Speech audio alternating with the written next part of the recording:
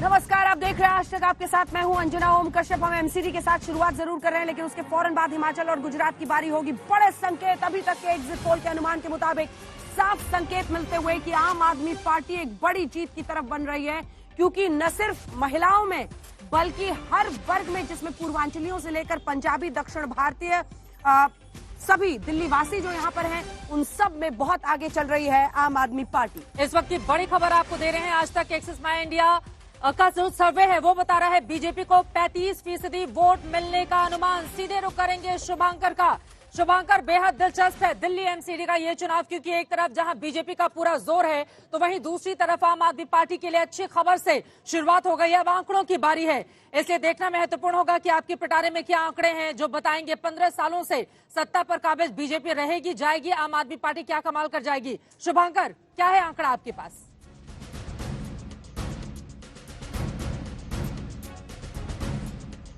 अब चित्रा देखिए, एक जानकारी तो आपने दे दी कि बीजेपी को कितना वोट परसेंटेज मिला है, लेकिन हमारी गाड़ी यहां पहुंच गई है और इन गड्ढों के बीच में से कूड़ा, करप्शन या पुरानी वाली दिल्ली, इन तीनों को लेकर चुनाव था और वोट परसेंटेज जो मिला है तीनों राजनीतिक दलों को, अब वक्त आ गया है कि उसका खुलासा कर दिया जाए कि हमारे सर्वे में कितना वोट परसेंटेज है जो तीनों सियासी पार्टियों को मिला है। और अगर वोट परसेंटेज की बात की जाए, देखिए अब धीरे धीरे 250 वार्ड हैं और ये परसेंटेज हम आपके सामने कर रहे हैं। और जैसा कि आप चित्रा ने आपको बताया, बीजेपी को 35% वोट मिले हैं। ये वोट परसेंटेज अच्छे हैं, लेकिन क्या ये जीत के लिए काफी होंगे, ये सवाल बड़ा है। लेकिन आम आदमी पार्टी वोट परसेंटेज के लिहाज से सबसे बड़ी पार्टी बनकर उभरी है। 43% वोट जो है वो आम आदमी पार्टी को मिले हैं। क्या ये सीटों में तब्दील हो जाएगी? क्या आम आदमी पार्टी जो दावा कर रही है उसमें तब्दील हो जाएगी? क्या जितना बड़ा ये परसेंटेज वोट का दिख रहा है उतना ही डिफरेंस सीटों में होगा? इस पर हमारी नजर रहेगी। लेकिन कांग्रेस 10% वोट के साथ 3 नंबर पर है, यानी मौजूदगी दर्शा रही है, लेकिन सीटों में कितना पाएगी इसको देखना दिलचस्प होगा। लेकिन सबसे बड़ी पॉलिटिकल पार्टी वोट परसेंटेज के हिसाब से अंजना और चित्रा आम आदमी पार्टी बनी है। 43% वोट उन्हें मिले हैं, बीजेपी 35% के साथ है। अब ये सीटों में कितना डिफरेंस होगा ये हम थोड़ी देर बाद बताएंगे, ताकि आप भी दर्शक समझे। लेकिन फिलहाल ये डिफरेंस 8% का है और ये देखिए, ये 8% का परसेंटेज जो है। अब दूसरी गाड़ी हम मंगाते हैं, वो गाड़ी जहां पर हमारे साथ सीट होंगी, यानी 35% पर बीजेपी 250 में से कितनी सीटें आई हैं। तो फिलहाल ये गाड़ी बढ़ रही है, अगली गाड़ी में सीट का आंकड़ा बताएंगे आपको। देखने में सबकी दिलचस्पी रहेगी कि सीटों में क्या मामला होता है। 8% का फासला है ये।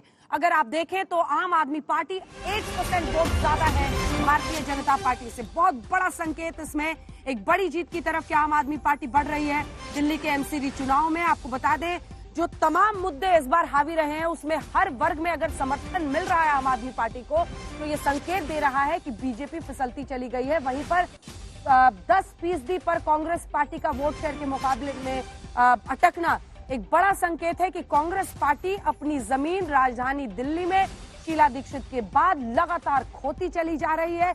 और जब ये लड़ाई बाइपोलर यानी दोनों के बीच में चल रही है, सीधे लिए चलता है। शुभांकर, सीट बताइए जल्दी।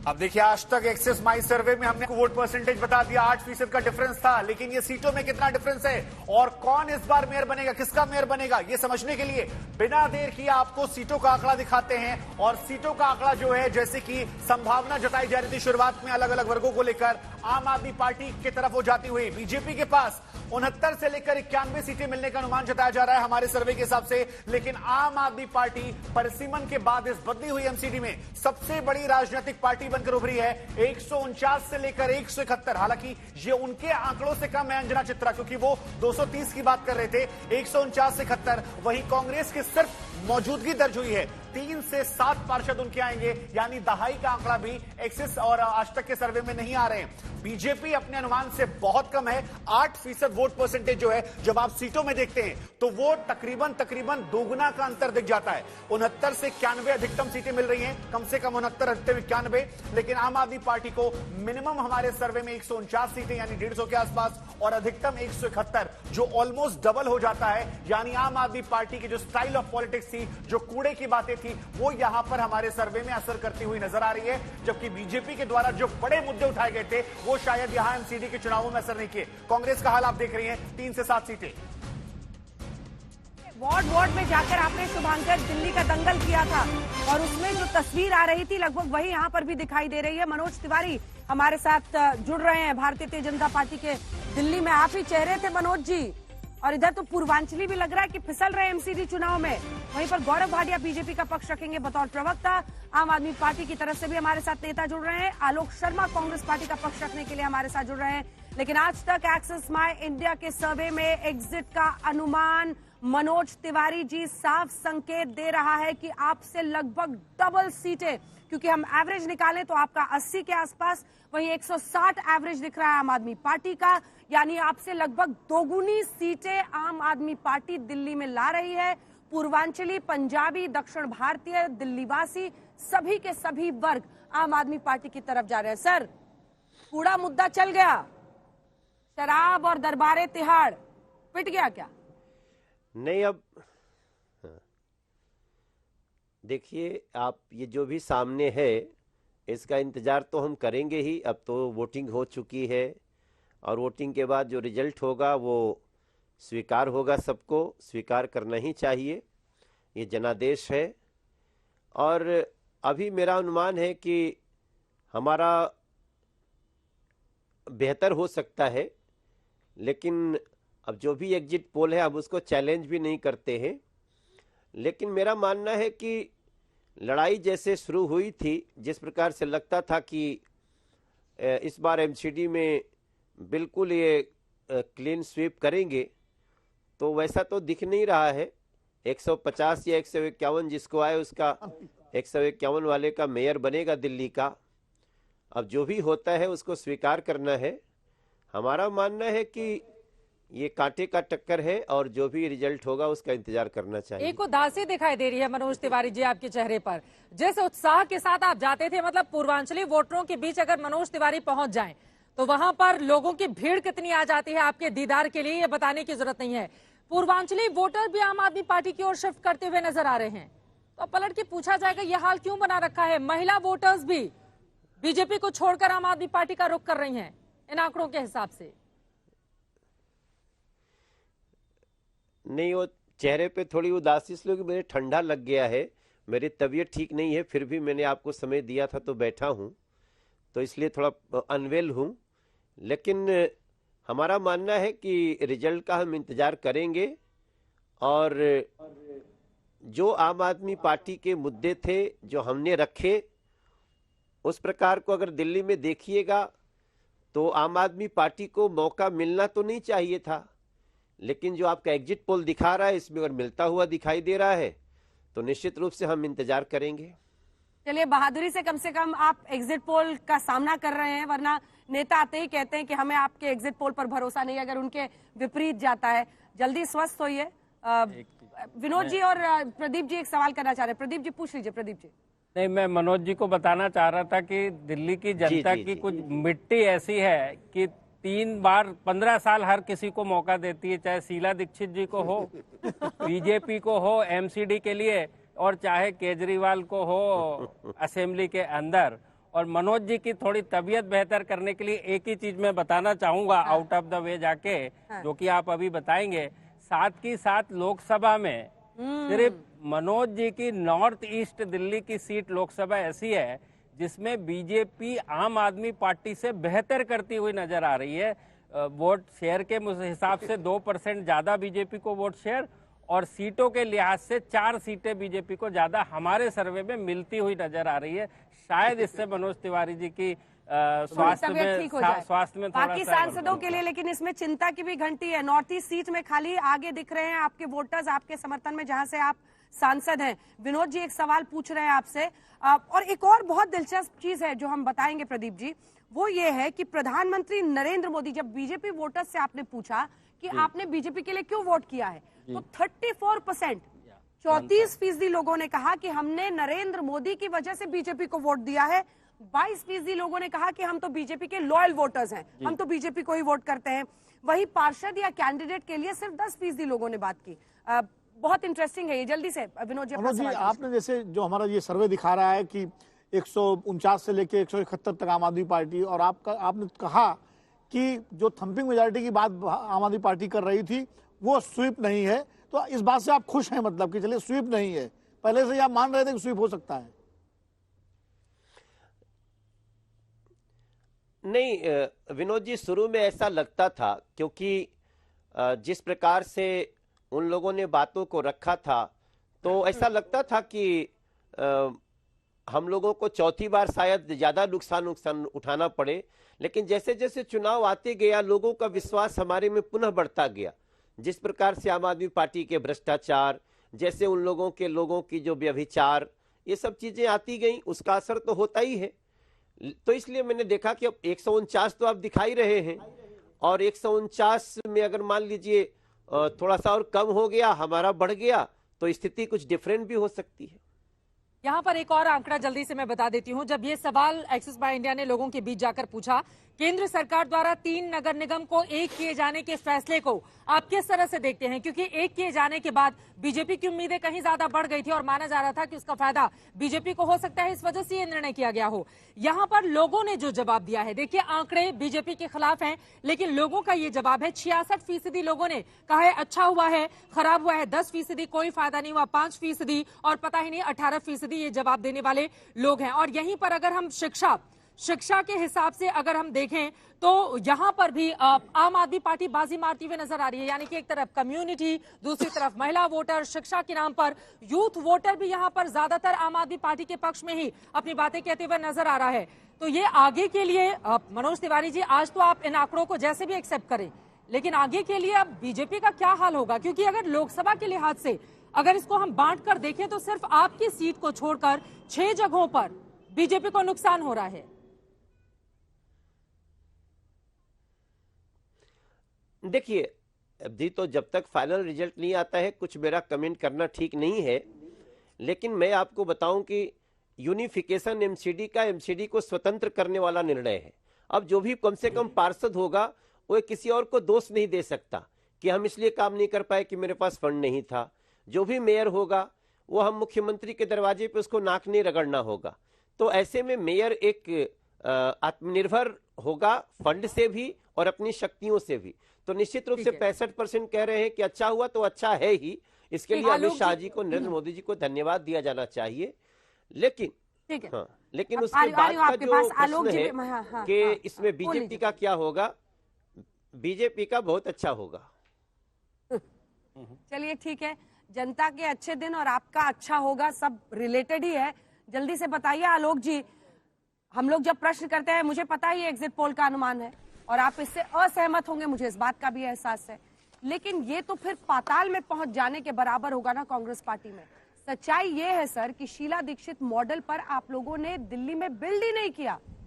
आपके लिए जो एक सुनहरा अवसर था शीला दीक्षित को लेकर, जो दिल्ली वासी कमिटेड थे, उस सब पर आपने बिल्ड ही नहीं किया। आपके हाथों से फिसलता चला गया और आप मीडिया में बताते रहे कि हम लोग तो साइलेंट कैंपेन कर रहे हैं, हमारे पार्षद तो अलग अलग जगहों पर लड़ रहे हैं। 3 से 7 पर सिमट जाना, क्या दिख रहा है इन्हें में? देखिए, इसमें कहीं कोई दो राय नहीं है कि शीला दीक्षित जी ने और कांग्रेस ने जिस तरह से काम किया अंजना जी, उसको हम कहीं भी जनता के बीच में नहीं पहुंचा पाए। और ऊपर से जो फ्रीबी वाली जो बात चली दिल्ली में, एक तरफ आप देखिए किस तरह से तमाम फ्रीबी की जो बातें थी उसी के ऊपर वोटिंग होती चली जा रही है दिल्ली में। जबकि तमाम चीजें अगर देखें, जो दिल्ली शीला जी के समय पे हरी भरी भी हुई और पॉल्यूशन भी कम हुआ, हम मेट्रो भी लेकर आए, हम तमाम बसें भी सीएनजी भी लेकर आए और हमने तमाम कदम उठाए। और आज हालत यह है कि 3 से 4 महीने तक दिल्ली में पॉल्यूशन, सांस लेने से की नौबत ऐसी आ जाती है कि सांस लेना भी दूभर हो जाता है। कूड़े के पहाड़ लग गए हैं, भ्रष्टाचार पूरी तरह से व्याप्त था कॉर्पोरेशन में पिछले 15 वर्षों से। उसके बावजूद हम बिल्ड नहीं कर पाए, ये हमारी कमी है। और मैं जो आप आंकड़े दिखा रहे हैं, एक सेकंड आलोक जी, एक आपके लिए भी अच्छी खबर है प्रदीप जी कि ये जो कांग्रेस है वो पिछले 2020 के असेंबली इलेक्शन से बेटर परफॉर्म करी है। देखिए वो कैसे देखते हैं, आधा गिलास खाली या भरा। यदि एमसीडी से देखें, कांग्रेस का वोट शेयर 21% था पिछले 17 के एमसीडी में, जो कि अब 10 के करीब हो गया। लेकिन वो 5 साल पुरानी बात है। अभी की बात यह 2020 के असेंबली इलेक्शन में कांग्रेस का वोट शेयर केवल 4.2% था, जो कि अब उठ के 10% पे आ रहा है। तो मैं कहूंगा उनको आधा भरा गिलास देखना चाहिए, जो कि एक बहुत अच्छी खबर है। चलिए ठीक है, आलोक जी के पास में जाऊंगी, लेकिन प्रभु जी जल्दी से एक आपसे टिप्पणी लेना चाहूंगी। आम आदमी पार्टी बीते 2 बार से दिल्ली की सत्ता पर काबिज है पूर्ण बहुमत के साथ, और एमसीडी में भी अगर इन आंकड़ों को हम सही मान लें, हालांकि अभी एग्जिट पोल के आंकड़े हैं, तो यहां पर भी जबरदस्त प्रदर्शन। अरविंद केजरीवाल की राजनीति को अब कहां पर किस रूप में आगे बढ़ते हुए आप देख रहे हैं? एक बात सोचता हूँ कि ये कूड़े का जो ढेर लगा हुआ था, केजरीवाल ने अपने झाड़ू से उसका पोलिंग एग्जिट पोल में तो कम सफाया कर दिया। जितना कूड़ा था वहां से एग्जिट पोल के माध्यम से हट गया। कि ये पर्सनैलिटी क्लैश अगर फिर से हुआ, मैं बता रहा हूँ शुरू से आपको कि बीजेपी का चेहरा ही कोई नहीं है। कॉर्पोरेशन मेरे को, मैं नाम नहीं लूंगा, बीजेपी के बहुत बड़े नेता, बहुत बड़े, उन्होंने मेरे को आज से 5 साल पहले कहा था, चावला जी हमारी कॉर्पोरेशन के अंदर ठेकेदार ज्यादा हैं, काउंसलर कम है। सही कर। इतने रिस्पॉन्सिबल आदमी है, उसका नाम नहीं ले सकता। उन्होंने कहा था कि मैंने कहा कर क्या रहे उसके लिए। परंतु मेरे को लगता है कि बीजेपी की श्रेष्ठ नेता भी जो हैं वो दिल्ली के अंदर बीजेपी को बड़ा अच्छा नेता देना नहीं चाहते। मनोज तिवारी जी आए हैं, एक खबर उनको मैं अपने एनालिसिस कर रहा था कि 250 सीटें अगर हैं, 250 सीटों के अंदर 70 सीटें असेंबली की हैं, 3.5 के तट पर सीट बनती है क्यों? तो उस हिसाब से तो आप पार्टी को लगभग 210 सीटें मिलनी चाहिए थी, परंतु 210 ये नहीं मिल रही हैं, इसलिए उतना में उनका प्रचार नहीं हो रहा है। परंतु बीजेपी का नुकसान होना इसलिए है कि बीजेपी के अंदर कोई नेतृत्व खड़ा नहीं हो पा रहा है। उसके मुकाबले में आज खड़ा बीजेपी, कांग्रेस खत्म हो गई, आज का नेतृत्व केजरीवाल के सामने खड़ा है। राष्ट्रीय लेवल पर भी वही दिखाई देता है, लोकल लेवल पर भी वही दिखाई देता है। और मनोज जी जो कह रहे हैं, देखिए पूर्वांचलियों के बीच कैंपेन के लिए जरूर जाते थे, लेकिन विनोद जी एक जल्दी से कमेंट आपसे। आदेश गुप्ता बीजेपी प्रदेश अध्यक्ष दिल्ली के कहाँ है साहब, और क्या मतलब वो क्राउड पुलर ना बन पाए, ना सही तरीके से क्या बातों को रख पाए, क्योंकि प्रचार के लिए पूर्वांचलियों के बीच इनका खूब इस्तेमाल होता है। लेकिन ये सवाल तो पूछा जाएगा, आदेश गुप्ता कहाँ है? देखिए आदेश गुप्ता वैसे तो पूर्वांचल के हैं नहीं, वो उत्तर प्रदेश कन्नौज या मैनपुरी के आसपास के रहने वाले हैं। तो पूर्वांचलियों में लाल बहादुर तिवारी हुआ करते थे, जो एक जमाने में बीजेपी के बड़े पूर्वांचल नेता थे, खुराना जी कैबिनेट मंत्री भी रहे। नगर निगम में भारतीय जनता पार्टी के पास एक से एक अच्छे नेता, शांति देसाई थे, सुभाष थे, केदारनाथ साहनी ने वहीं शुरू किया, विजय कुमार मल्होत्रा ने शुरू किया, और एक विजेंद्र गुप्ता। पंजाबियों में भी आप देखिए तो एक से एक खुराना साहब से लेकर मल्होत्रा साहब सारे नेता, बनिया लीडरशिप थी दिल्ली में। और जिस तरह ये आंकड़े जो हैं उससे पंजाबियों में और बनियों में जो बीजेपी पिछड़ी है, ये तो बीजेपी के लिए निश्चित रूप से चिंता का विषय है, क्योंकि वो उनका कोर वोटर माना जाता रहा दिल्ली में शुरू से। और दिल्ली में बीजेपी का जो है जनसंघ के जमाने से सबसे ज्यादा मजबूत बीजेपी दिल्ली में थी पूरे देश में, और यहीं से बीजेपी का प्रसार और विस्तार हुआ था। आज अगर बीजेपी पूर्वांचलियों में और पहाड़ियों में जरूर उनको एक अच्छी खबर मिली है, वो भी उत्तराखंड की वजह से, लेकिन मुझे लगता है कि उत्तराखंड के सीएम ने आके प्रचार किया। मैं एक बात कहना, एक कमेंट दूंगा छोड़ा। हुआ क्या, स्ट्रेटेजी ये है कि दिल्ली से केंद्रीय नेता तो बहुत हैं, पर क्षेत्रीय नेता कोई भी नहीं है दिल्ली के अंदर। सबको केंद्रीय मंत्री बना दिया जाता है। जेटली साहब हमारे कई मंत्री, महामंत्री रहे, परंतु को जब कहा गया था उनको एक बार कि आप दिल्ली के चीफ मिनिस्टर बन जाइए, मैं इसलिए लीक कर रहा हूँ थोड़ी सी बात, उन्होंने कहा छोड़ो, मेरा काम राष्ट्रीय नेता होने का है। इसलिए बड़े नेता जितने हर्षवर्धन का इस्तेमाल यहाँ पर दिल्ली में नहीं हो रहा है। केंद्रीय मंत्री है विजय गोयल का इस्तेमाल नहीं हुआ, डॉक्टर हर्षवर्धन का नहीं हुआ। बहरहाल जैस्मिन शाह हमारे साथ आम आदमी पार्टी के प्रवक्ता जुड़ गए हैं। जैस्मिन साहब, अगर यही एग्जिट पोल का अनुमान नतीजों में तब्दील होता है तो आप मुबारकबाद के हकदार हैं। लेकिन देखिए बहुत दिलचस्प है कि जब आम आदमी पार्टी के वोटर से पूछा गया जैस्मिन साहब कि आपने आपके लिए क्यों वोट किया, तो सबसे ज्यादा 18% ने कहा कि जो 200 यूनिट फ्री बिजली मिलती है उसके लिए हमने एमसीडी चुनाव में आम आदमी पार्टी के लिए वोट किया है। दूसरे नंबर पर 17% लोगों ने अरविंद केजरीवाल का नाम लिया कि हमने उनकी वजह से वोट किया है, और 9% लोगों ने बेहतर शिक्षा और शिक्षा व्यवस्था का जिक्र किया। मतलब आपका फ्री बिजली वाला देखिए विधानसभा से लेकर एमसीडी सब में काम आ रहा है। देखिए ये केवल फ्री इलेक्ट्रिसिटी की बात नहीं है, इसमें शिक्षा, स्वास्थ्य, कई तमाम चीजें हैं। और अरविंद केजरीवाल का नाम का मतलब आप जानिए, उसका नाम का मतलब है काम की राजनीति। आज अरविंद केजरीवाल इकलौते नेता हैं जिनका नाम सुनते ही आपको क्या याद आता है, अरे शिक्षा ठीक होगी, स्वास्थ्य ठीक होगा, बिजली पानी की हमारे शानदार व्यवस्था होगी।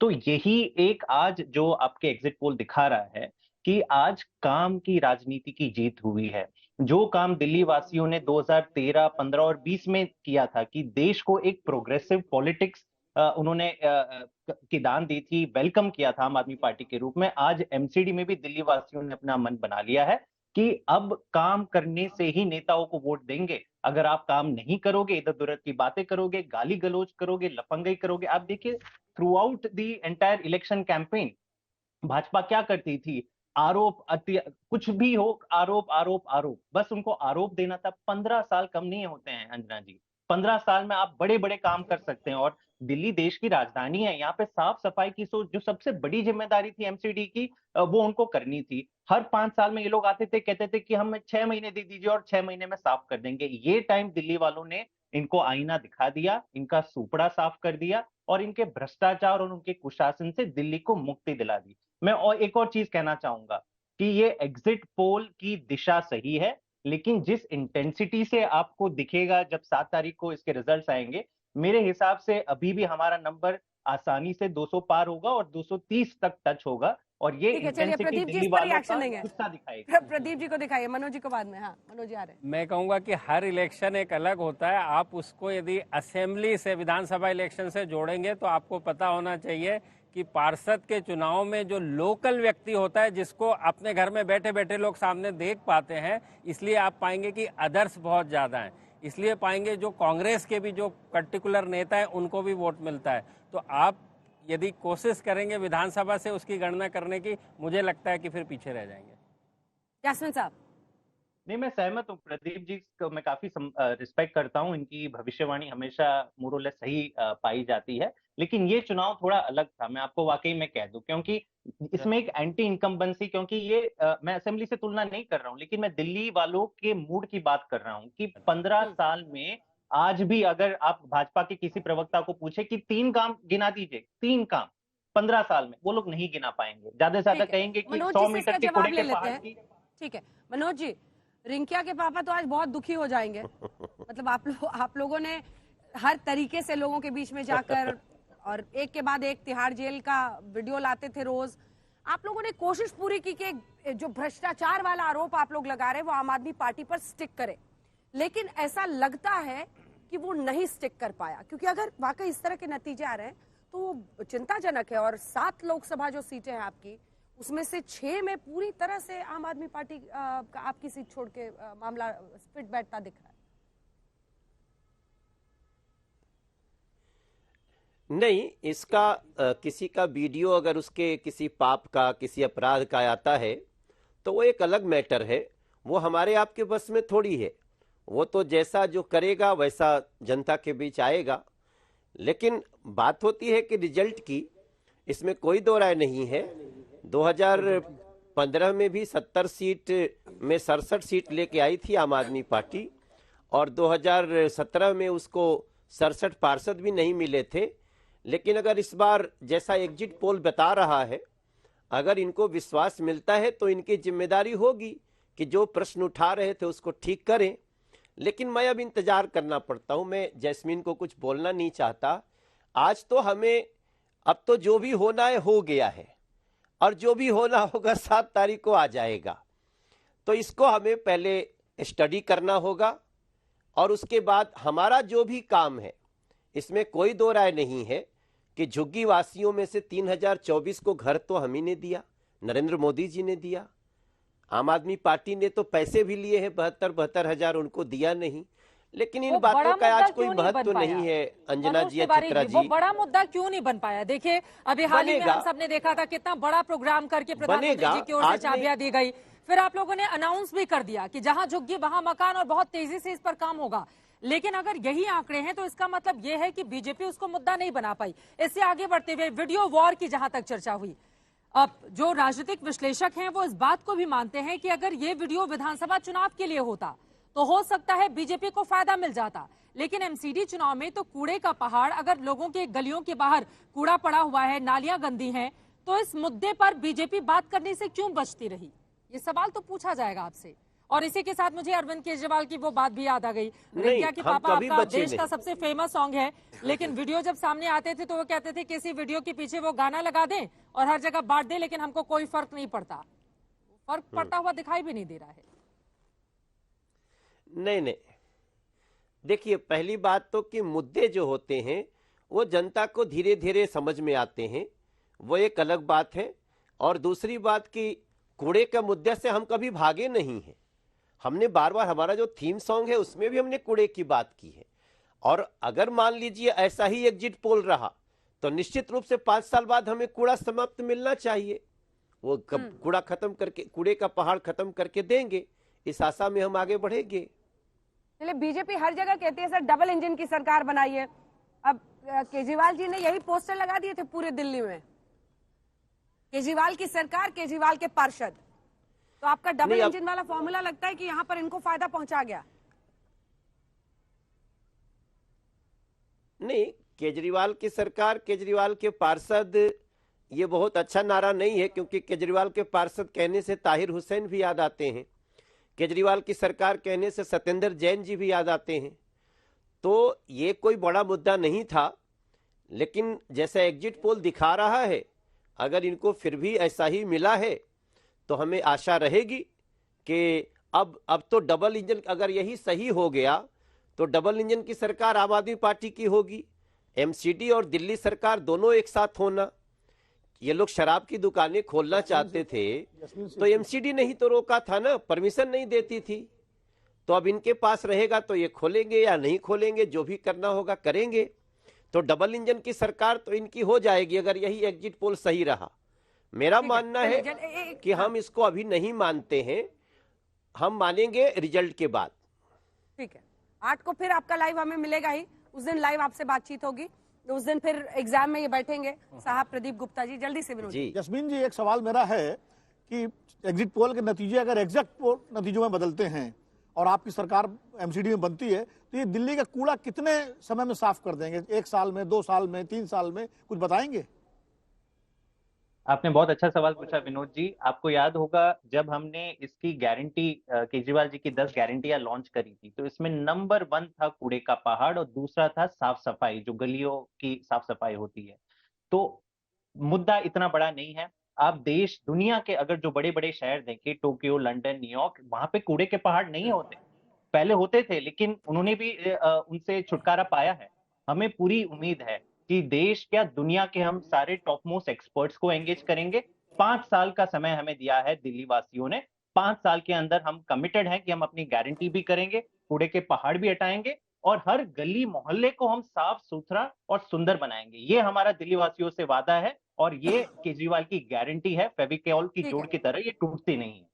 आलोक जी, भले ही नतीजे आपको कहीं भी दिखाएं सर, हम लोग आपसे लगातार बातचीत करते रहेंगे, क्योंकि आप देखिए दम भर रहे थे भारत जोड़ो यात्रा का।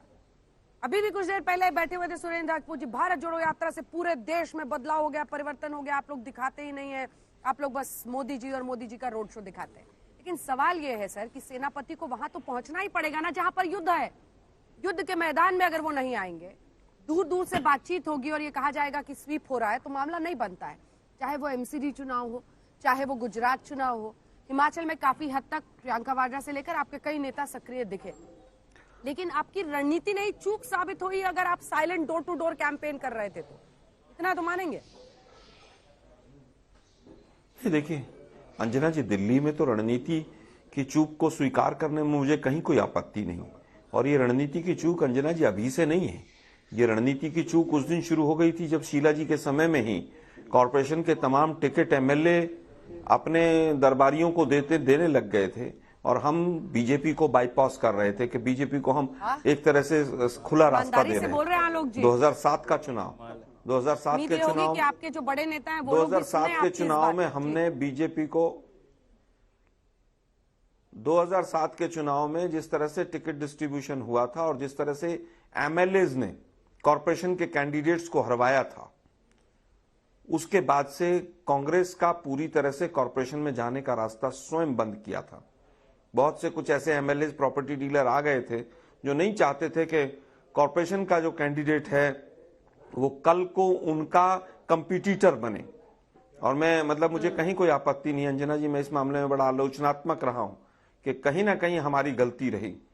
शीला जी के भी मंत्रिमंडल में लोकल दिल्ली का कोई व्यक्ति न रहना कॉरपोरेशन में हमारे लिए दुखद अवस्था थी। तो ये गलती कब सुधारिएगा आलोक जी? बड़ा सवाल यही है ना, अगर शीला दीक्षित के जमाने की गलतियों का एहसास आज भी आप लोगों के भीतर है और वो सुधार नहीं हो रहा है, कांग्रेस पार्टी 3 में तो नजर आ रही है 250 सीटों में, लेकिन 13 में वो नजर नहीं आ रही है। तो ऐसे में तो आप लोगों के लिए आगे आने वाला वक्त और बुरा हो सकता है राजधानी दिल्ली के लिहाज से। लेकिन प्रभु चावला जी, मेरा आपसे सीधा सा सवाल है, देखिए अगर इन आंकड़ों पर हम नजर डालें, प्रदीप गुप्ता जी ने जो दिया है, इसमें नरेंद्र मोदी, यहां पर भी एक बड़ी जमात ऐसी है राजधानी दिल्ली की जो मोदी के चेहरे पर वोट करती हुई बीजेपी को नजर आ रही है।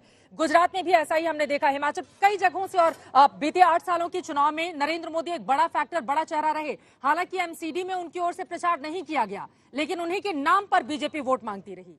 नरेंद्र मोदी सिर्फ वोट पुलर एक बनकर रह गए हैं बीजेपी के लिए, बाकी कोई चेहरा ऐसा नजर नहीं आता। तो ये तो खतरे के संकेत हैं बीजेपी के लिए। वो कहां कहां मोदी के चेहरे पर वोट मांगती फिरेगी। अब एमसीडी को तो आपको एक चेहरा भी बनाना पड़ेगा और आपको कामकाज भी दिखाना पड़ेगा। तो मैंने पहले भी कहा, दिल्ली के अंदर कुछ बीजेपी के जितना नेतृत्व है, उन्होंने कभी दिल्ली की लीडरशिप पर ख्याल ही नहीं किया। मैं तो जानता हूँ कि 1952 से लेकर के अभी तक म्युनिसिपल कमेटी हुआ करती थी जमाने के अंदर। म्युनिसिपल कमेटी में भी जनसंघ का कब्जा हो गया था उस जमाने में 1956 के अंदर। तो वहाँ छोटे छोटे जो पंजाबी जो फीडिया आए थे, उन्होंने लीडरशिप खड़ी की थी। तो लीडरशिप लोकल नहीं खड़ी करना, उसके मद्देनजर में कांग्रेस की लीडरशिप खत्म हो जाना और एक आप पार्टी का नेता खड़ा होकर के अपने आप को एक नंबर 1 बना देना, ये बीजेपी की गलती रही है कि दिल्ली को इग्नोर किया। वो इसलिए किया कि इसलिए केजरीवाल जैसा चेहरा एक तरफ था, इसलिए किया, मैं बता रहा हूँ, इसलिए कहते कि आपके पास होम मिनिस्ट्री आपके पास है, दिल्ली की सरकार है, सारी की सारी होम मिनिस्ट्री की रिपोर्ट करती है। जैसे मैंने पहले भी कहा कि दिल्ली के अंदर पूर्ण राज्य का दर्जा ना देना, जब कांग्रेस ऑपोजिशन में होती है तो मांग करती है, जब बीजेपी ऑपोजिशन में रहती है तब भी मांग करती है, पर देते नहीं है। तो डिवाइड करके रखना है। दिल्ली के अंदर जो है लोकल लीडरशिप, जब तक संगठन दिल्ली का बहुत ही कमजोर है।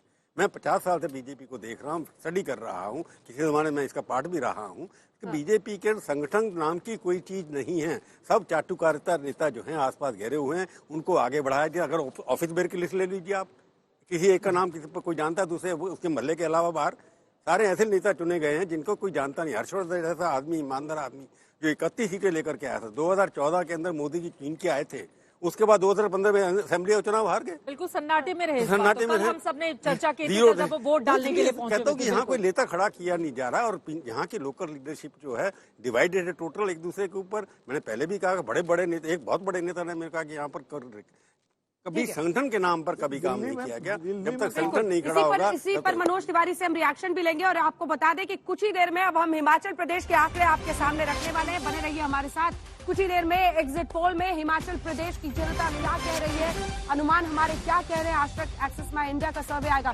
जल्दी से मनोज जी, ये जो बटे हुए और एक नेतृत्व को यहाँ पर नहीं खड़े करने का सवाल है, इस पर आपका जवाब। और जानते हैं आप क्यों हार, मतलब अगर यही अनुमान नतीजों में तब्दील होता है। एंटी इनकम्बेंसी जो पार्षदों के खिलाफ था, जबरदस्त गुस्सा। आपने कोशिशों की टिकट विकट बदल के कई लोगों को फिर से नहीं रिपीट किया, लेकिन ये काउंटर नहीं कर पाया आम आदमी पार्टी फैक्टर को अरविंद केजरीवाल। आपको एहसास है कि अब दिल्ली में लगातार दूसरी बार विधानसभा में आम आदमी पार्टी की जीत के बाद एमसीडी में पहली बार वो काबिज हो रहे हैं। मतलब एक लंबे वक्त तक तमाम अन्य पार्टियों को वो डेंट करने वाले हैं राजधानी दिल्ली में। मनोज जी, दोनों पर आपका जवाब। 7:30 बजे वापस आते। नहीं, जैसा प्रभु जी बोल रहे थे, ये पार्टी की एक स्ट्रेटजी हो सकती है कि हम कभी बिना फेस के जाएं, तो ठीक बात है कि हम लोगों ने अभी फेस नहीं रखा है, बीजेपी ने दिल्ली में फेस नहीं रखा। अब वो स्ट्रेटजी कभी कभी सफल कभी कभी असफल होती है, वो तो एक अलग मुद्दा है। लेकिन निश्चित रूप से एग्जिट पोल, और खास तौर से ये प्रदीप जी का एग्जिट पोल, इसका हम सम्मान करते हैं। ये जब भी कुछ कहते हैं तो वो सच ही होता है। लेकिन मुझे लगता है कि बीजेपी और बेहतर स्थिति में होगी और कुछ भी हो सकता है, अभी भी मुझे ऐसा लगता है। लेकिन हम इंतजार करेंगे और मेरा मानना है कि अगर यही एग्जिट पोल सही रहा तो फिर डबल इंजन की सरकार होगी। अरविंद केजरीवाल जी, मनोज जी, बीजेपी के लिए क्या है? देखिए सर, एक सेकंड। जिन राज्यों में कांग्रेस पार्टी सिमटती चली जा रही है और आम आदमी पार्टी आपको बाइपोलर इलेक्शन में सीधी चुनौती देगी, वहां पर आपके लिए खतरा बन सकता है। ये आपको समझ में आ रहा है या नहीं? क्योंकि यहाँ पर देखिए, अगर कांग्रेस बेटर करती तो आप लोग भी बार बार कह रहे थे कि कांग्रेस बेटर करेगी तो वोट इनके बढ़ जाएंगे, नॉन बीजेपी वोट्स, लेकिन वो नहीं हो रहा है। तो ये एक बहुत बड़ा खतरा है आपके लिए कई राज्यों में। वो अभी हरियाणा के लिए तैयार हैं। नहीं, मुझे लगता है आप थोड़ी देर में जब हिमाचल का और गुजरात का दिखाएंगी तो आपको पता चल जाएगा कि ये आम आदमी पार्टी वहां कहाँ है। लेकिन अभी हम किसी बहस में नहीं जाएंगे। अभी तो मैं तबीयत खराब होने के बाद भी मैं आया, सभी लोगों के वक्तव्य का सम्मान है। We should wait for final result, और जो भी होगा उसको देखा जाएगा। दिल्ली को बेहतर बनाना बहुत जरूरी है। एक सवाल है, देखिए जो हमारा ये आंकड़ा निकलकर सामने आया है, इसमें एक तरफ बीजेपी के लिए, आपके लिए खासतौर से खुशखबरी ये है कि आपकी लोकसभा सीट को छोड़ दें तो बाकी जगहों पर बीजेपी आम आदमी पार्टी के मुकाबले पीछे जा रही है, सिर्फ आपकी सीट है। लेकिन पूर्वांचली वोटरों में आपकी पकड़ कमजोर हुई है। ऐसे में आपसे ये मेरा सवाल है कि क्या अगर आपको बड़ा चेहरा बनाया जाता बीजेपी की ओर से, जो कहीं चूक रह गई, तो फिर परिस्थितियां अलग होती, अलहदा होती मनोज तिवारी जी, क्योंकि आप अपनी सीट पर बने हुए हैं। देखिए, हमारी क्षेत्र में हम सब ने बहुत योजना से काम किया है और निश्चित रूप से वहां हमारा बहुत अच्छा होगा। लेकिन बाकी जैसे मैंने कहा, पार्टी का स्ट्रेटजी है, पार्टी आज नहीं कल कुछ करेगी, डिसीजन लेती है। पार्टी पे कभी हम प्रश्न चिन्ह नहीं उठा सकते। हमारी पार्टी ऐसे ही बहुत सफलता भी पाई है और आगे हम इसका ध्यान रखते हुए आगे बढ़ेंगे। ठीक है, चलिए एमसीडी में फिलहाल एक्सिस माई इंडिया आज तक का ये अनुमान साफ संकेत देता हुआ कि आम आदमी पार्टी बड़ी जीत की तरफ बढ़ रही है। वहीं अगर आप बीजेपी की बात करें तो वो सिमट रहे हैं 100 के आसपास में, 80 और 160 का ये फासला दिख रहा है। लेकिन अब बारी है हिमाचल प्रदेश की। जी हाँ, वही हिमाचल प्रदेश जिसमें भारतीय जनता पार्टी इस बार रीति को बदलने की कवायद में लगी हुई थी। उनका दावा था कि एक बार फिर से प्रधानमंत्री का डबल इंजन का कार्ड यहाँ पर चलेगा। आपको सबसे पहले सैंपल साइज बता देते हैं। 68 विधानसभा क्षेत्र, हर विधानसभा क्षेत्र में हम पहुंचे। सैंपल साइज हमारा रहा 16,758 और 16,758 बहुत बड़ा सैंपल साइज है, जिसमें हमने हिमाचल प्रदेश की जनता से पूछा कि आखिर वो कौन सी पार्टी को चुन रहे हैं और किन वजहों से चुन रहे हैं। हिमाचल प्रदेश में अगर आप देखें तो सबसे पहले हम आपको बताएंगे कि हमने लगभग 72% यहाँ पर महिलाएं और 28% पुरुषों को लिया है। तो सबसे पहले हम जाति के आधार पर आपको दिखा रहे हैं कौन सी पार्टी किसकी पसंद। तो सबसे पहले जो एससी हैं उनमें 34% लोगों ने बीजेपी को चूज किया। वहीं कांग्रेस को एक बार फिर से बड़े संकेत मिल रहे हैं, 52% लोगों ने कांग्रेस पार्टी को चुना है। वहीं 14% लोग अन्य के साथ गए हैं। जब आप एसटी पर आते हैं, शेड्यूल ट्राइब पर आते हैं, तो 44% लोगों ने कांग्रेस पार्टी को चूज किया है। वहीं 1% कम, यानी यहाँ पर मामला थोड़ा बटा हुआ लग रहा है। 43% लोगों ने जो शेड्यूल ट्राइब है उनमें से चूज किया है बीजेपी को और 13% ने अन्य को। लेकिन वहीं पर जब आप पहुंच जाते हैं मुसलमानों की तरफ तो फिर ये देखिए बीजेपी को सिर्फ 7%, अंजना और पलट गया है। इसको डेटा को थोड़ा ठीक करना पड़ेगा कि यहाँ पर 65% जो लोग हैं मुस्लिम हैं उन्होंने कांग्रेस पार्टी को चूज किया है और सिर्फ 7% लोगों ने अन्य को चूज किया है कांग्रेस के। वो हम आपको दिखा देते हैं। ब्राह्मण, राजपूत और बनिया, इनमें एक बार फिर से साफ संकेत मिल रहे हैं कि हर वर्ग में कांग्रेस पार्टी आगे चल रही है। यानी क्या कांग्रेस पार्टी के लिए पहली बार अच्छी खबर यहाँ आने वाली है। 42% यहाँ पर ब्राह्मण गए हैं कांग्रेस पार्टी की तरफ से और 40% पर अटक कर रह गई है बीजेपी। वहीं पर आप देखिए कि माफ कीजिएगा, बीजेपी की तरफ 42% है और 40% कांग्रेस की तरफ है। 45% राजपूत गए हैं बीजेपी की तरफ, 45%, वहीं 42% गए हैं कांग्रेस पार्टी की तरफ पर और 52% जो बनिया है वो गए हैं बीजेपी की तरफ और कांग्रेस पार्टी की तरफ भी हमने आपको दिखा दिया आंकड़ा। तो अभी तक के शुरुआती संकेत ये साफ इशारा करते हुए कि यहाँ पर जो महिलाएं हैं वो बीजेपी की तरफ 44% और पुरुषों में 40%। बहुत करीब महिलाएं 43% कांग्रेस पार्टी की भी तरफ गई हैं और पुरुष 45%, यानी 5% ज्यादा पुरुष कांग्रेस पार्टी की तरफ जाते हुए दिखाई दे रहे हैं। आप अन्य में देखिए तो 13% और वहीं पर 15%। कुल मिलाकर कांग्रेस यहाँ पर, अब हम अर्बन और रूरल यानी ग्रामीण और शहरी आपको दिखा रहे हैं। तो यहाँ पर देख लीजिए, ग्रामीण में 43% बीजेपी की तरफ, ग्रामीण में 43% बराबर है कांग्रेस पार्टी की तरफ। वहीं शहरी में 37% अगर है बीजेपी की तरफ, तो आप देख लीजिए कि 51% कांग्रेस पार्टी। एक क्लियर डिमार्केशन दिख रहा है जिसमें शहरी इलाकों में कांग्रेस पार्टी को पसंद किया गया है ज्यादा हिमाचल प्रदेश में। यानी अभी तक हमारा ये एग्जिट पोल का अनुमान साफ संकेत देता हुआ कि कांग्रेस पार्टी लीड लेती हुई दिख रही है, लेकिन कड़ी टक्कर के संकेत मिल रहे हैं। हिमाचल प्रदेश में कांग्रेस और बीजेपी के बीच कड़ी टक्कर के संकेत मिल रहे हैं। ये बड़ी खबर इस वक्त की हम आपको बताते हुए, हमारे अनुमान के मुताबिक जो एंटी इनकम्बेंसी है, क्या उसकी वजह से यहाँ पर बीजेपी के हाथ से मामला खिसक सकता है। कुछ ही देर में हम आपको वोट परसेंटेज और सीट भी बताएंगे, लेकिन बड़ी खबर इस वक्त की यही है कि एक क्लोज कॉन्टेस्ट बीजेपी और कांग्रेस के बीच में दिखाई दे रहा है। कड़ी टक्कर के संकेत। तमाम मेहमान हमारे साथ जुड़े हुए हैं जिनसे हम बातचीत कर रहे हैं। ये विनोद जी अपने आप एक बहुत बड़ा, मतलब आप देखिए कि शहरी इलाकों में अगर इतना ज्यादा कांग्रेस को समर्थन मिल रहा है, तो फिर ये हिमाचल में तो ऐसे संकेत हैं जो कड़ी टक्कर के साथ साथ थोड़ा सा कांग्रेस को एज देते हुए दिखाई दे रहे हैं। देखिए 2-3 फैक्टर हैं जो मुझे लगता है हिमाचल में, और खासकर शहरी क्षेत्रों की आप बात कर रही हैं। हाँ। हिमाचल में हर घर से लोग सरकारी नौकरी में हैं, और ओल्ड पेंशन स्कीम का जो मुद्दा है वो शहरों में बहुत, जो सरकारी कर्मचारी आमतौर पर शहरों में कस्बों में रहते हैं, वो बड़ा असर किया है। जो कांग्रेस ने ओल्ड पेंशन स्कीम का एक स्लोगन दिया था कि वापस लाएंगे। दूसरा जो अग्निवीर योजना है उसकी वजह से भी जो पुरुष हैं खासकर युवाओं में, वो जो है एक तरह का उनके अंदर एक नाराजगी थी, क्योंकि हिमाचल से फौज में बहुत लोग जाते हैं। और तीसरा जो बड़ा कारण है जो SC/ST का आपने दिखाया ना कि बीजेपी को 35-36% और कांग्रेस को 51-52%, तो SC/ST वैसे ट्रेडिशनली कांग्रेस के साथ रहा है, लेकिन कहीं ना कहीं मुझे लगता है कि इस बार उसने भी कांग्रेस का साथ ज्यादा दिया। उसके कारण क्या है, हालांकि कहना वैसे जल्दबाजी होगी कि मल्लिकार्जुन खड़गे को कांग्रेस ने अध्यक्ष बना दिया, क्या उसका फायदा मिला है क्योंकि वो SC हैं, उसी समय बने थे चुनाव से पहले ही।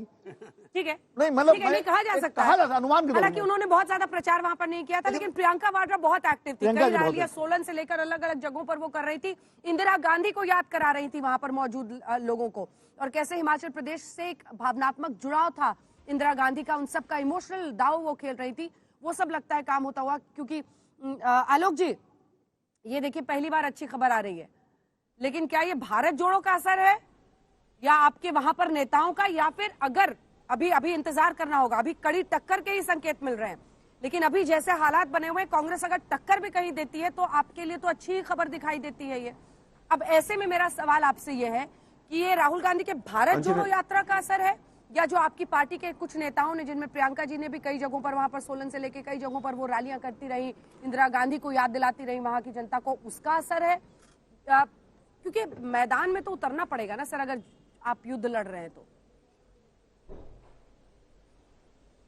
देखिए अंजना जी, हिमाचल के अंदर तमाम चीजों का असर है। एंटी इनकम्बेंसी का भी असर है, हमारे वहां के जो लोकल लीडरशिप है उसका भी असर है, जो वीरभद्र जी पूर्व CM थे उनका भी असर रहा पूरा, और वहां पर जिस तरह से तमाम लोकल लीडर्स ने, अपने रीजनल लीडर्स ने लड़ाई लड़ी, उसका भी असर रहा। प्रियंका जी का भी असर रहा, माननीय राहुल गांधी जी की भारत जोड़ो यात्रा का भी असर रहा।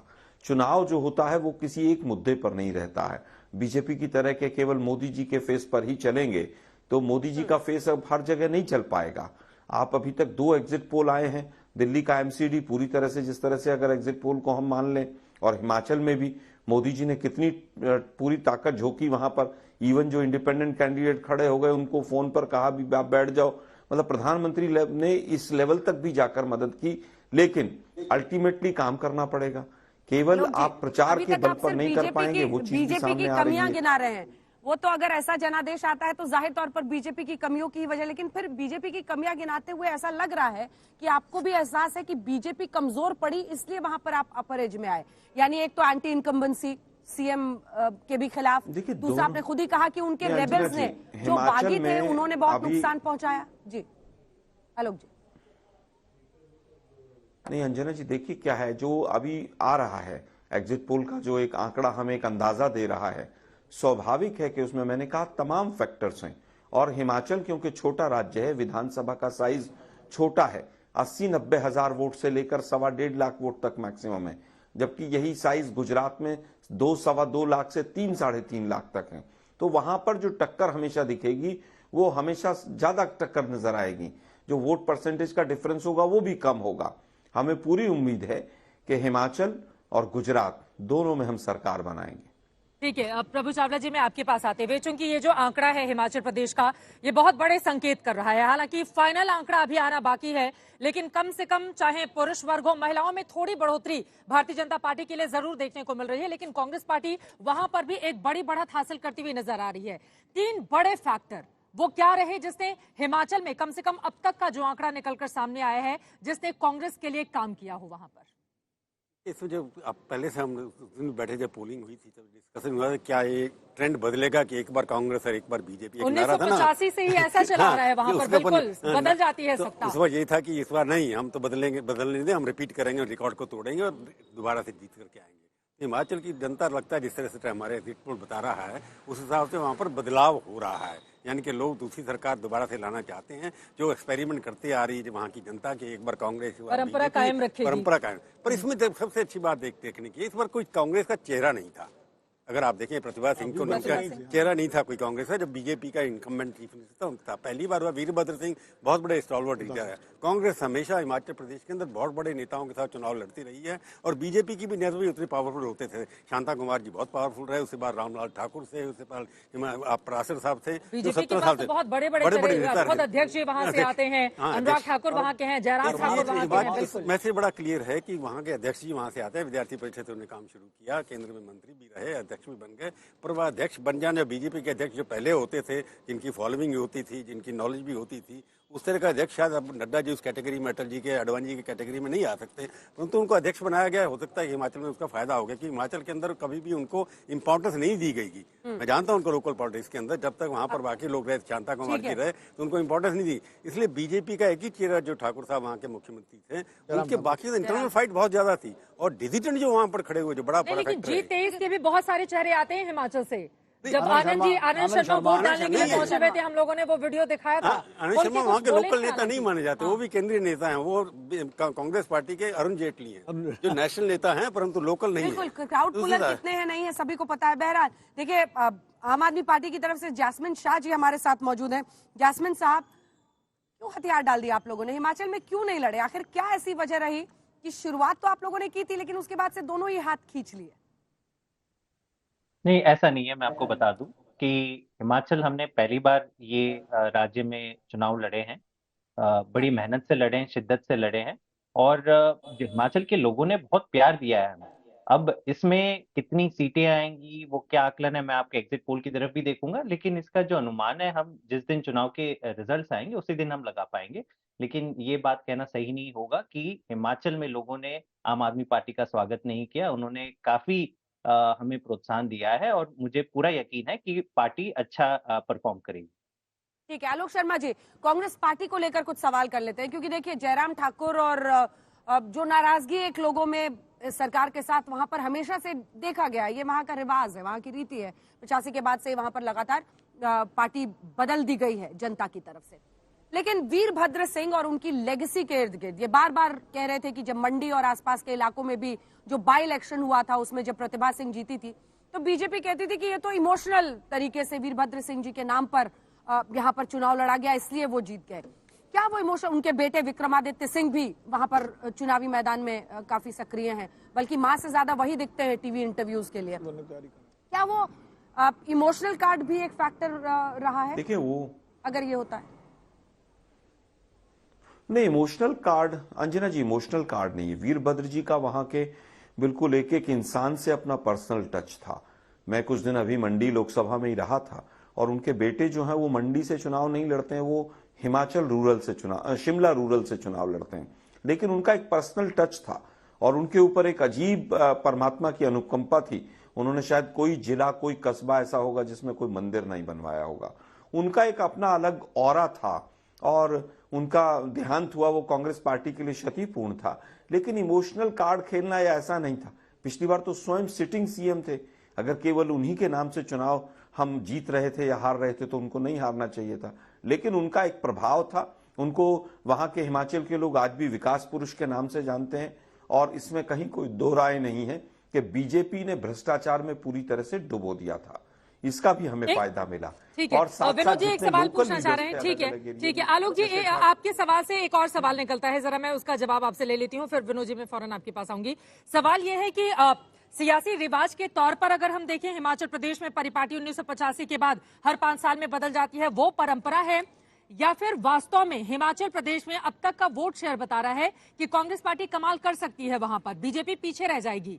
तो क्या ये सियासी संजीवनी भी आप लोगों के लिए साबित हो सकती है? क्योंकि हाल ही में पिछले साल हमने मार्च में देखा, अब यूपी गया, उत्तराखंड गया, कई और राज्य चले गए आपके हाथ से। क्या सियासी संजीवनी साबित हो सकता है कांग्रेस पार्टी के लिए हिमाचल प्रदेश? देखिए, बिल्कुल कहीं ना कहीं अब कांग्रेस पार्टी को जीत जो है वो बहुत इंपॉर्टेंट है, क्योंकि कुछ राज्य हमने जीते, वो भी एमएलए हमारे चले गए, बीजेपी ने खरीदा, हमारी सरकारें गिर गई। तो कहीं ना कहीं पार्टी का जो कार्यकर्ता है उसका मनोबल टूटा है इन चीजों से। जीत इंपॉर्टेंट है, इसमें कहीं कोई दो राय नहीं है।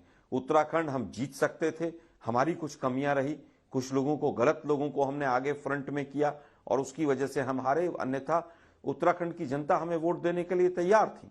अब मैं कहना चाहूंगा कि जहां जहां भी बीजेपी वर्सेस दूसरी पार्टी होगी वहां पर बीजेपी मुंह से खा रही है, बिल्कुल मुंह की खाएगी बीजेपी।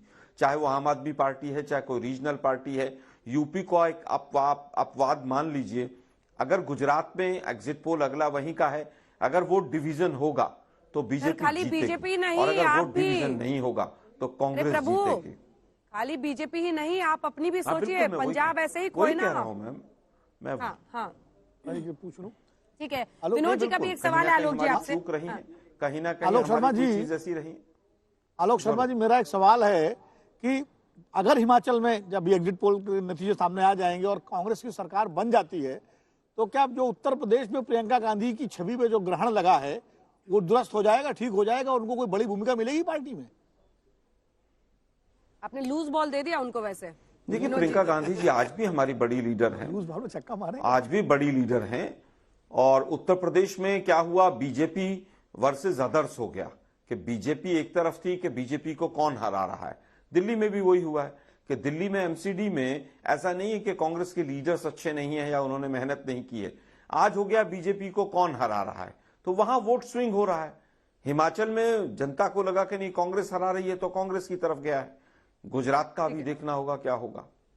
अब आपका सस्पेंस खत्म होने वाला है, क्योंकि कुछ ही देर बाद हम जब आएंगे तो अर्पिता आर्य हमारी सहयोगी हमारे साथ जुड़ रही हैं, खास हिमाचली अंदाज में। उन्होंने वो टोपी भी लगाई है, कपड़े भी वहीं के पहने हैं, और आपको बताएंगी कि सीट्स कितनी आ रही हैं कौन सी पार्टी के, क्योंकि कड़ी टक्कर बीजेपी और कांग्रेस पार्टी में हिमाचल प्रदेश के एग्जिट पोल के अनुमान के मुताबिक साफ है।